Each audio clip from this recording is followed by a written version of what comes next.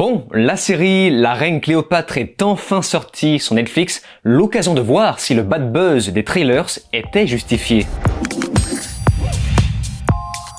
Salut à tous, c'est Vince sur Plot Time et on se retrouve aujourd'hui pour parler d'une petite série américaine docu-fiction, j'insiste bien avec ça, basée sur la vie de la reine d'Égypte, Cléopâtre VII. Et la série est produite par l'historienne Jada Pinkett Smith, LOL. Et je pense que peu de gens le savent parce que tout le monde s'est focalisé sur le bad buzz, mais en réalité il s'agit d'une deuxième saison. C'est la deuxième saison de la série docu Les Reines africaines. Et je pense que vous l'avez compris, c'est une série basée sur les femmes de pouvoir africaines. Un produit totalement passé sur la trappe tellement que tout le monde se branle de la culture africaine aujourd'hui, et c'est dommage. Mais le problème c'est ça, c'est que au lieu de faire une série documentaire simplement sur la puissance africaine, sur les empereurs et tout ça, on décide de faire seulement une série documentaire sur les femmes. Donc encore une fois, on arrive au même problème que souvent, c'est que là on divise. Alors qu'on devrait au contraire rassembler. Bref, tout le monde se foutait de cette série de docu, jusqu'à évidemment l'arrivée du trailer de la saison 2 intitulé La Reine Cléopâtre. Des bandes annonces qui ont commis un bad buzz cosmique dû à la volonté de choisir une actrice noire, ou plutôt métisse noire, pour incarner ce personnage historique. D'ailleurs, ne tournons pas autour du pot, on sait tous très bien que ce documentaire a été créé justement pour susciter la polémique. Bref, dans cette vidéo, nous allons évaluer la qualité de ce contenu, autant sur la forme que sur le fond, puis nous allons tenter de débunker tranquillement, gentiment dans le calme, avec un peu de nuance, toute cette histoire. Alors ce n'est évidemment pas la première fois qu'on représente Cléopâtre à l'image, d'ailleurs il y a deux choses que je vous conseille. La première, Astérix, Mission Cléopâtre. Je déconne, calmez-vous. Non, sérieusement, le film Cléopâtre des années 60, qui n'est pas le premier film basé sur elle, disons le premier film très ambitieux, le péplum, c'est vraiment un vrai péplum par excellence, le genre de péplum où tu te poses, qui dure vraiment très longtemps, peut-être même un peu trop longtemps même. Tu te poses tranquille, t'admires les décors, les costumes, les acteurs, vraiment il y a quelque chose de très impressionnant, c'était du vrai cinéma blockbuster de l'époque. Bon, j'ai peut-être une préférence pour Ben-Hur, mais vraiment ce film, Cléopâtre, en Full HD, ça n'a pas vieilli. Alors oui, évidemment, ça a vieilli, mais pour moi c'est le genre de film qui vieillit comme du bon vin. C'est vraiment ça, c'est apaisant à regarder, c'est pas du...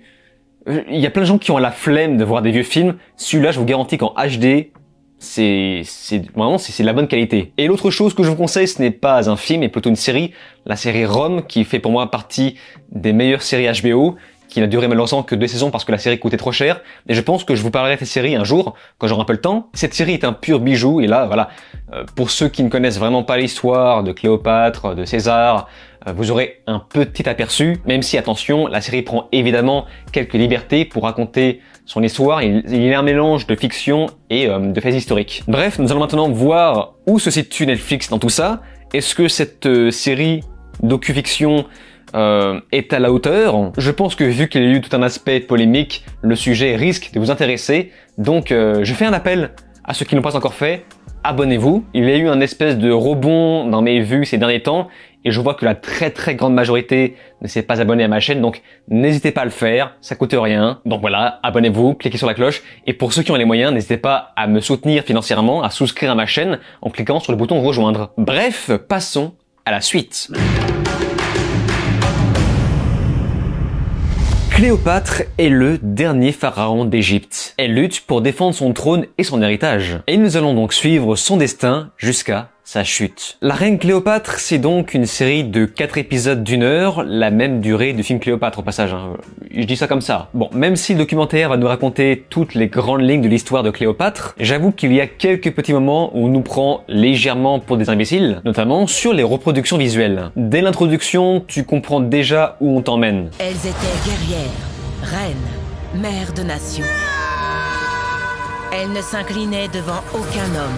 On en reparlera quand il faudra porter quelque chose de lourd. Parce que oui, évidemment, tout le monde se souvient de Cléopâtre pour ses talents de guerrière. Est-ce que le test de Bechdel est valide? Oui. Avec ça, tu vas aussi directement comprendre qui sont les méchants dans l'histoire. Il y avait 3 populations principales en Égypte. Les Égyptiens de souche, les Grecs, qui sont arrivés avec les Ptolémées, et une grande population juive. Elles ne s'aimaient pas, mais elles étaient unies autour du fait qu'elles n'aimaient pas Rome. Sans parler du fait qu'il y avait aussi les échanges de commerce pour établir des relations en retour d'une force militaire romaine. Et c'est aussi sans parler de certains spécialistes qui vont utiliser comme point de référence Game of Thrones. Le but, c'était de tuer les autres en espérant de ne pas être tué en retour. C'était un environnement très proche de Game of Thrones.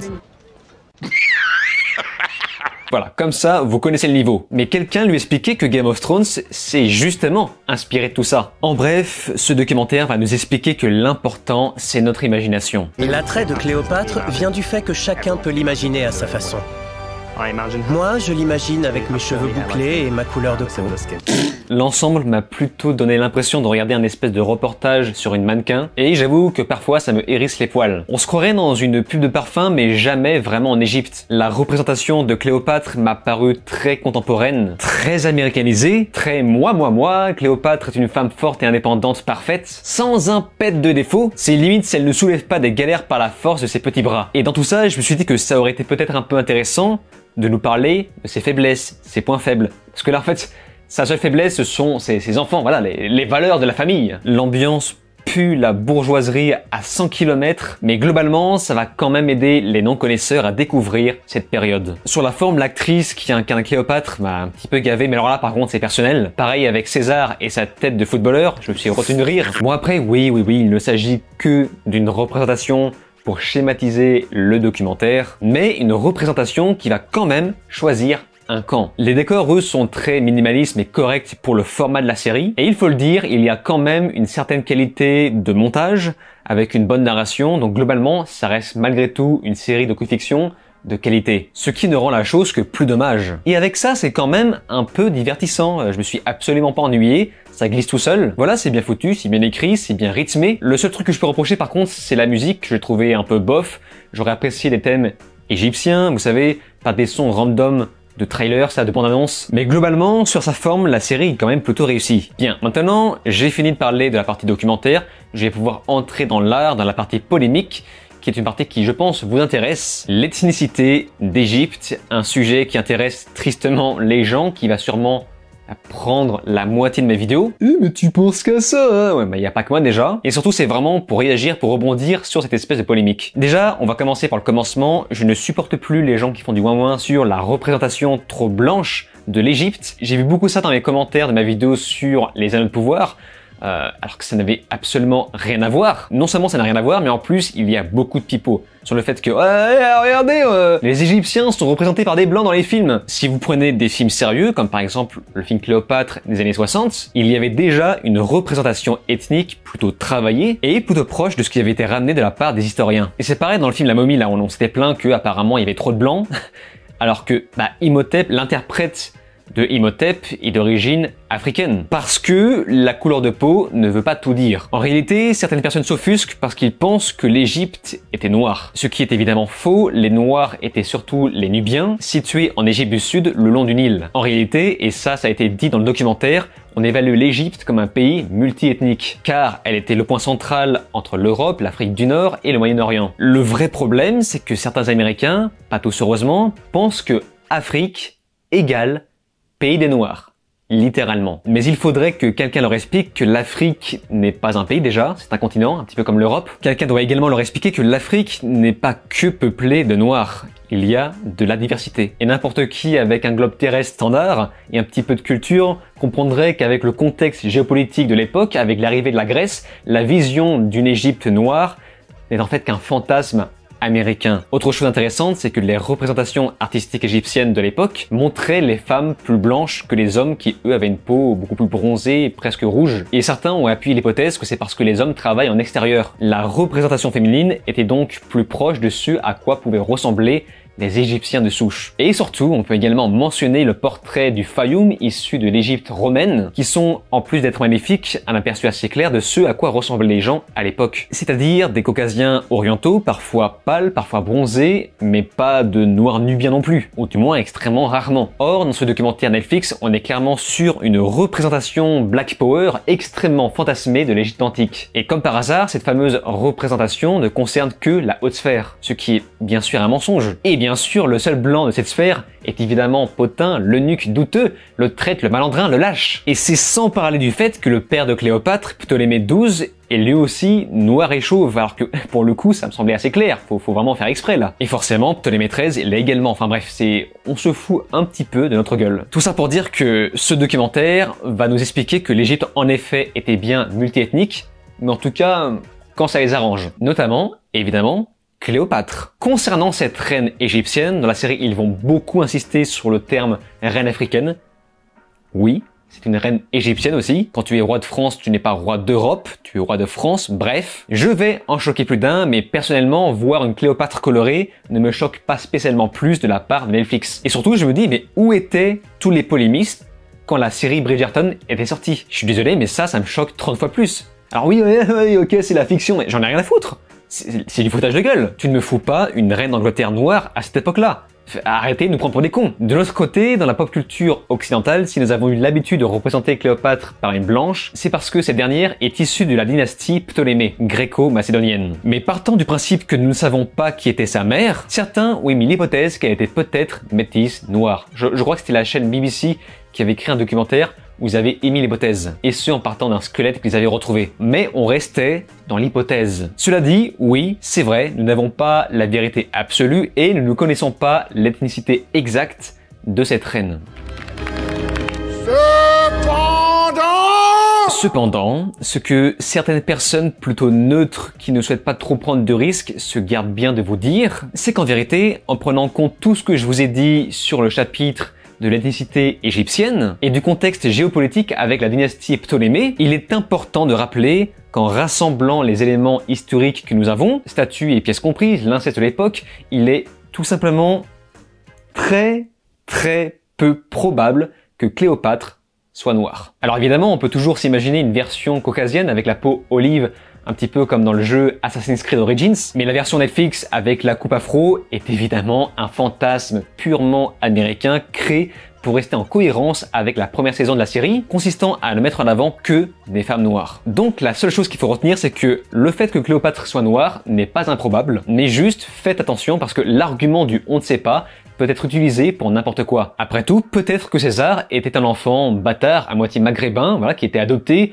en cachette, voilà, personne n'est là pour prouver le contraire. Mettre en avant une Cléopâtre noire dans un documentaire important de Netflix, qui va donc offrir beaucoup de visibilité, est donc une décision politique, comme ce que font toutes les grosses productions de ces dernières années. En donnant une image sur un fait historique, tu vas donc imprégner celle-ci dans les yeux des jeunes qui découvrent ce personnage. Et c'est la raison pour laquelle la série fait donc polémique, et pas seulement dans la bouche des prétendus suprémacistes blancs occidentaux, puisque le gouvernement égyptien s'est manifesté. Et ce, en criant à l'appropriation culturelle. Mostafa Ouazeri, le secrétaire général du Conseil suprême des Antiquités d'Égypte, a déclaré « Son apparence est une falsification de l'histoire, d'autant que la série Netflix est comme un documentaire et non une œuvre de fiction. » Bon, et c'est sûr que là-bas, on ne rigole pas avec ça, contrairement à nous qui jouissons devant une reine d'Angleterre noire. « Oh oui, les mensonges historiques, j'adore ça !» Ce à quoi Netflix a répondu être surpris. Vous savez, en mode « Oh bon, c'est la couleur qui vous choque ?» Son origine ethnique n'est pas le sujet principal du documentaire,